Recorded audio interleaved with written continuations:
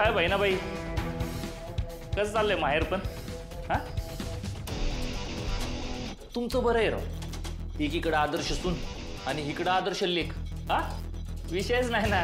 सगळीकडे कसं मोठं बनवून ठेवलंय स्वतःला. त्यात आता आमच्या बायकोची पण जबाबदारी घेतली म्हणतात. म्हणजे आता सगळीकडे अजून मोठेपणा मिरवायचा. चांगले. कावीळ झालेल्या माणसाला कसं अख्खं जगच पिवळं दिसायला लागतं, तसं झालंय तुझं. आणि काळजी ना मोठेपणासाठी नाही, प्रेमासाठी घेतली जाते. एवढं साधंही कळत नाही का रे तुला? आणि मी कधी अडवलंय तुला तेजूची काळजी घेण्यापासून? आता तूच सगळी काळजी घेते म्हणलं आम्हाला उरतंय काय? चालू दे तुमचंच. चांगलंच आहे की मग. कोणी का असे ना, तेजूची काळजी घेतली जाते ना, हे जास्त महत्वाचं. आणि मी तर म्हणते तुझ्यासाठी ना उत्तमच आहे. म्हणजे कसं, गावात सोडलेल्या जनावरांसारखा तू मोकाट फिरायला मोकळा, किंवा रात्र रात्र बाहेर थांबून दारू प्यायला मोकळा. शत्रू, तुझ्यासाठी हा जगातला सगळ्यात सुखाचा क्षण असेल ना रे? ए तुळजा, बस झाला.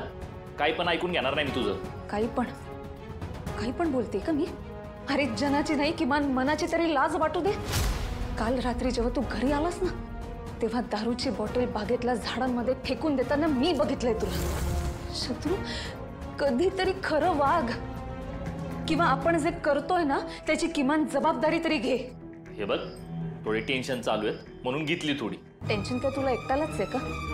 सगळ्यांना टेन्शन असतं, पण म्हणून काय सगळेजण घराची जबाबदारी टाकून रात्र रात्र बाहेर दारू पित नाही ना बसत. शत्रू, तुझी बायको प्रेग्नंट आहे. तुझी 2-2 बाळ आहेत तिच्या पोटात, आणि तिच्यापाशी राहायचं सोडून तू स्वतःची मनमानी करण्यात बिझी आहेस. लाज कशी वाटत नाही तुला, मला हेच कळत नाही. ए, जबाबदारी म्हणजे काय दिवस रात्र बायकोच्या मागे फिरणं असतं का? आणि तशी त्या पोरांचा जन्म झाला ना की त्यांची कपडे, त्यांचं शिक्षण, त्यांना मोठं करण्यापासून सगळं मीच करणार आहे ना. पैसे पण मीच देणार का नाही? का बाहेरून कोण येणार आहे? बोललास ना डॅडींची भाषा. पैसे देणं म्हणजे जबाबदारी घेणं असतं असं नसतं शत्रू. 2 वेळचं खायला दिलं, सुखसोयी दिल्या, राहिल्या 4 भिंती दिल्या म्हणजे तू खूप चांगला बाप झालास असं जर तुला वाटत असेल ना, तर हा गैरसमज आहे हा तुझा. ए बाई, सकाळ सकाळ मला तुझं भाषण नाही ऐकायचं. तू तुझी कामं कर, मला कळतं काय करायचं ते. उगाच तुझ्या नादी लागलो आणि विचारायला आलो काय ते. तुझ्यासमोर काय बोलणार आहे मी?